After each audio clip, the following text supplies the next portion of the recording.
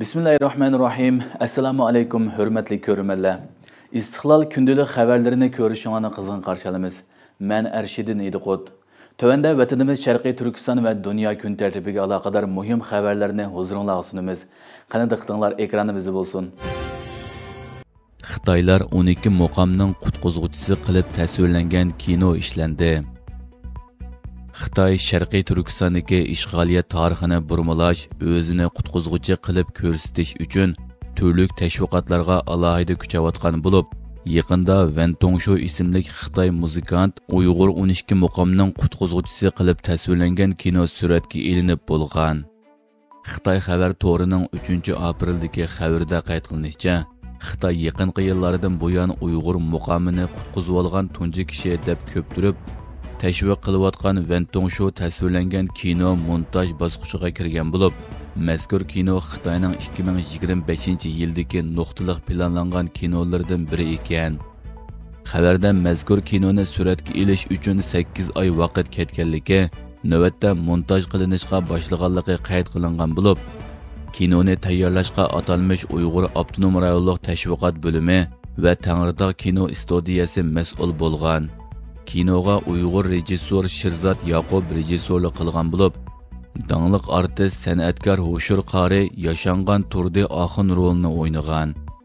Xabarda o'tmishda Turdi Axunga o'xshash xalq san'atkorlarining ichinishli hayot kechirganligi, yerlik amaldorlarining ularga ahonat qildiganligi, ularning amaldorlariga bosh ko'tarib qaray olmaydiganligi, kinoda bu nuqtani gavdalantirishga tirishayotganligi tilga olingan bo'lib, mazkur tashviqot kinosining amaliyotda Xitoylarni Uyg'ur xalqining, Uyg'ur madaniyatining, san'atining qutquzg'uchisi bosh panohi qilib ko'rsatishni maqsad qilganligini ko'rsatib bergan.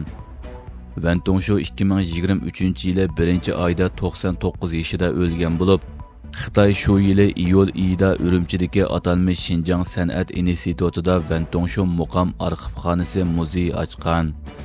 Bu muzeyda Wen Tongshuning hayotiga munosabatlik 30 necha parcha surat, 10 magnetlik simliq ovoz lentasi va 12 yurish muqam izohati qo'l yozmasi, yana 200 parchadan ortiq milliy chalg'u asboblar ko'rgazma qilingan.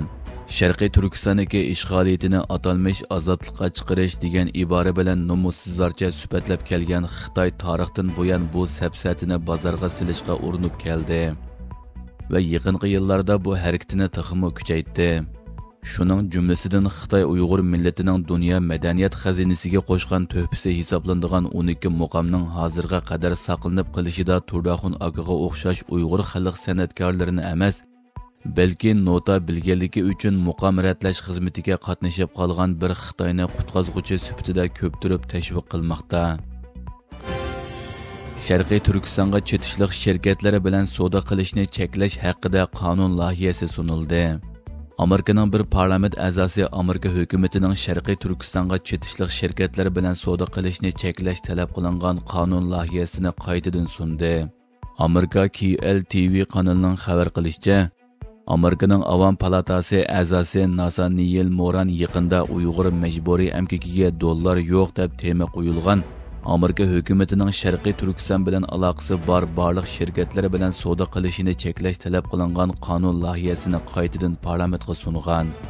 Mazkur qonun loyihasi ilgari Avam palatasida ma'qullangan bo'lsa-mu, Kengash palatasining tasdiqidan o'talmagan ekan. Nathaniel Moran bu haqda to'xtalib, Xitoyning intayin axloqsiz tariqada harakat qilayotganligini, Amerikaning dunyodagi qul amkikiga sherik bo'lib qilishni xohlamaydiganligini bildirgan.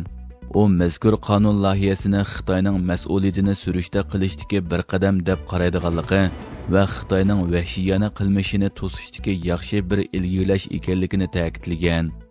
Donald Trump yangidan vazifaga o'ltirgandan buyon Uyg'urlarga aloqador bir qism qonun loyihalari qaytadan parlamentga sunilayotgan bo'lib, bir necha kun burun Amerika Avam palatasining 2 partiyaga tava 12 palata a'zosi Xitoydagi bostirishdan qochib chiqqan Uyg'urlar va boshqa millatlarning Amerikada panohlik tilash ishlarini osonlashtirishini, qo'shimcha yordam ta'minlashni maqsad qilgan Uyg'ur inson haqlarini qo'g'dash qonun loyihasini qaytadan parlamentga sungan edi. Amerika istixborot amaldorlarining vazifadan qoldirilishi g'ulg'ula qo'zg'adi. Amerikaning maxfiy istixborot organlaridan biri bo'lgan Davlat bexatarlik idorasining boshlig'i va muavin boshlig'i vazifasidan qoldirilgan bo'lib, bu qaror Amerika axborot vositalarida keng g'ulg'ula qo'zg'adi. Washington Pochta gazetining xabar qilishicha, Davlat bexatarlik idorasining boshlig'i, shundaqla Amerika to'r qo'mondonlik organining boshlig'i general Timothy Howe vazifaga o'ltirib uzun o'tmayla vazifasidan qoldirilgan bo'lib, buningga hech qanday sabab ko'rsatilmagan. Undan boshqa Davlat bexatarlik idorasining muavin boshlig'i Wendy Noblening vazifasining oxirlashganligi va Davlat mudofaa ministrligida boshqa bir vazifaga tayinlanganligi bildirilgan. Amerika Davlat bexatarlik idorasi Amerika hukumatining eng cho'ng va eng maxfiy istixborot organi sifatida tanilgan bo'lib, Davlat mudofaa ministrligi bu haqda hech qanday ifoda bildirmagan. 2024-yili fevralda vazifaga tayinlangan general Howe ilgari sarxil to'liq davlatlar vazifa kuchlari Cybel National Missile Force'ning qo'mondonligini o'z ichiga olgan bir qator xalqaro to'r bexatarligi vazifalarini o'tagan edi. Prezident Donald Trump yanvar oyida vazifaga o'ltirgandan buyon yuqori darajali harbiy rahbarlik qatlamiga zo'r o'zgartirish kirgizgan. Bundan ilgari bosh shtab boshlig'i general Charles Brown sabab ko'rsatilmasdan vazifadan qoldirilgan. Trump hukumati yana vazifa muddatining dastlabki oylarida hukumat xizmatchilarini keng ko'lamli xizmatdan bo'shatish va davlat organlarining huquq doirasini azaytish jihatida harakatga o'tishga boshlagan. Hurmatli ko'ruvchilar, bugungi xabarimiz mushu yerda oyoqlashdi. Ko'rganingizga rahmat. Atigi programmada ko'rishguncha omon bo'lgaysizlar. Allohga omonat.